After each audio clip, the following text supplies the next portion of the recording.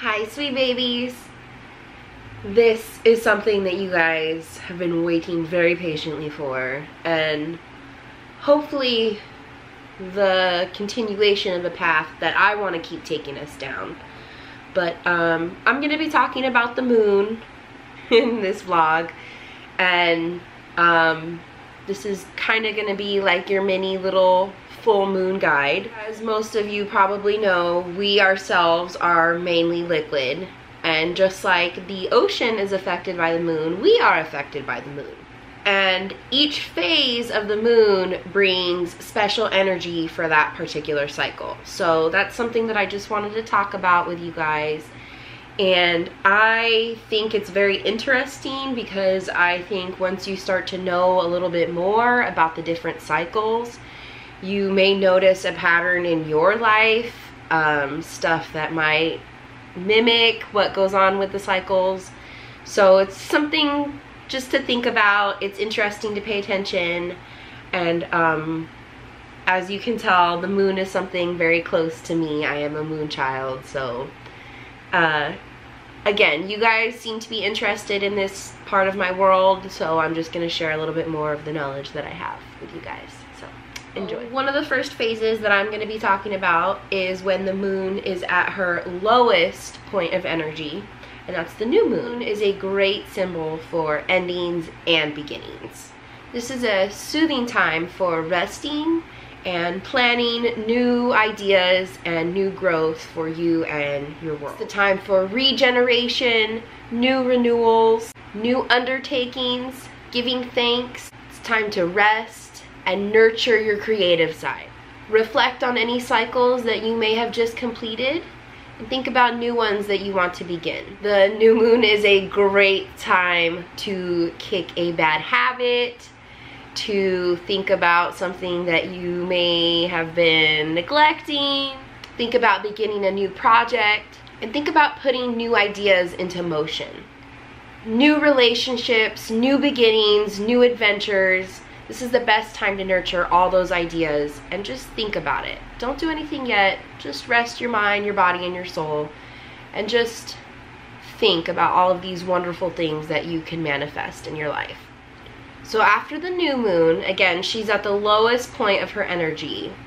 The energy starts to gradually rise, which then becomes the waxing moon. The waxing moon is also a beautiful time for new beginnings, growth. It's a time to learn and heal and transform yourself, your body, your entire life. You should be feeling more engaged, a little more prepared. This is a time for spells that attract love and positive growth and change, and anything attracting good luck your way. The waxing moon is the perfect time to put your structures and your plans into place from your new moon. Update any necessary thoughts or tasks that you may have been thinking about during the new moon and put that into action. So once the waxing moon has completely reached its zenith, it's beaming at its brightest possibly, its energy is at the most it could possibly be, it's the full moon. And as you can see, the full moon and I are like best friends. So she gets me really excited when I talk about her. The full moon is everything to me. Everything. Like literally everything. This is everything. Energy is everywhere. This is a time to complete all of those tasks that you thought about during your new moon. Your energy is so ready to go. It's ready for action. So put it to action. You should be feeling creative and inspired and nurturing, and you should take all of those feelings and put them into action. Put them into your life. Put them into other people's lives and spread that good energy. This is a time for strength and love and power. Wishes are all coming true right now for us. The full moon is the perfect time for spells that transform, that tap into your psychic abilities, fertility spells, and anything that you want to give to the lunar goddess. Now would be the time. The full moon is for harvest and for the full protection of us, and this is the best time to be cleaning your crystals and anything else that you want to be using in your life that should be cleansed of any bad energy. The full moon takes all of our pre-existing thoughts and our feelings and it brings them in hard.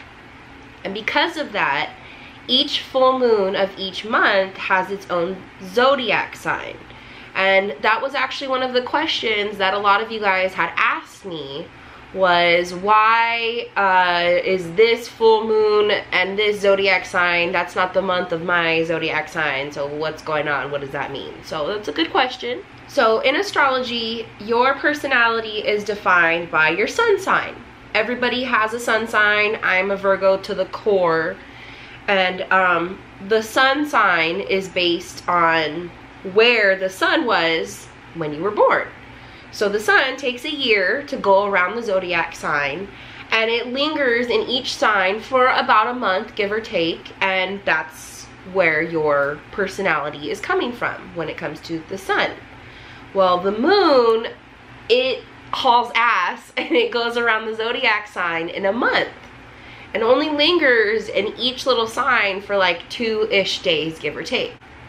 Okay, so the full moon takes your feelings, like I said, your pre-existing feelings, and it just brings them in hard. And the moon rules your emotional nature in general. So when the full moon is aligning with a particular zodiac sign, then that zodiac sign's traits intensify for that full moon.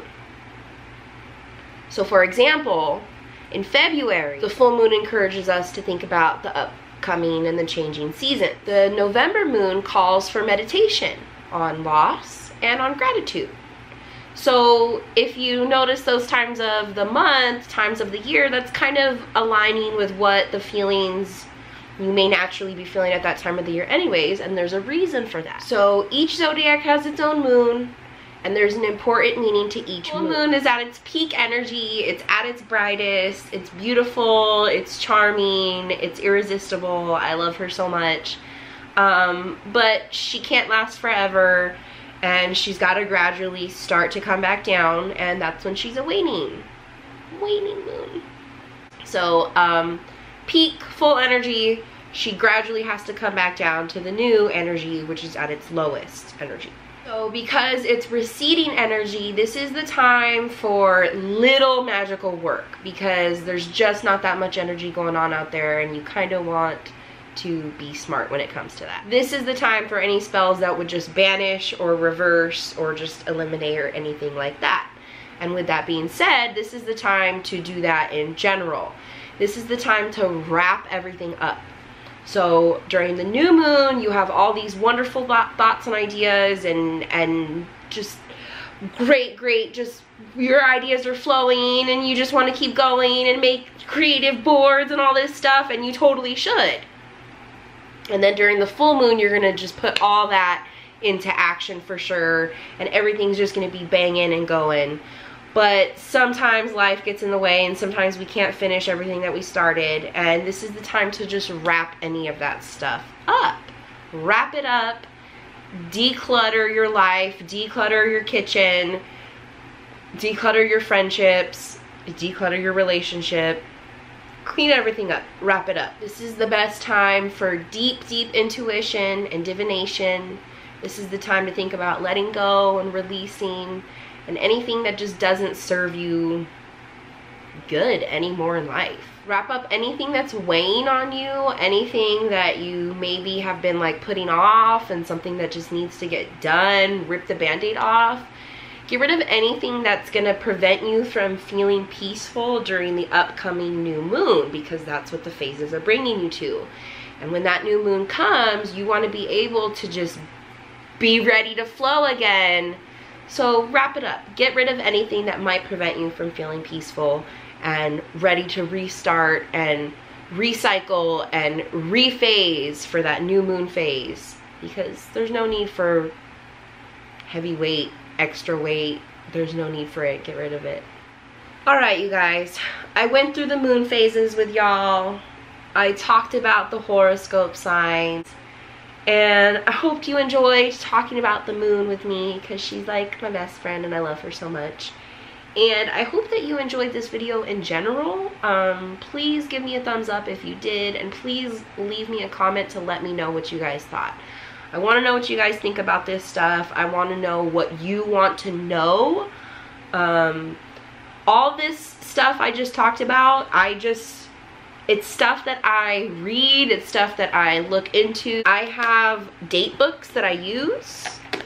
These are both 2017 date books. So it's Friday, the moon is waxing right now, and the moon sign is in Libra. So, and it'll be in Libra for one more day, and then it's gonna go into Scorpio for 2 days. So like I said, it really only stays in there for like 2 days.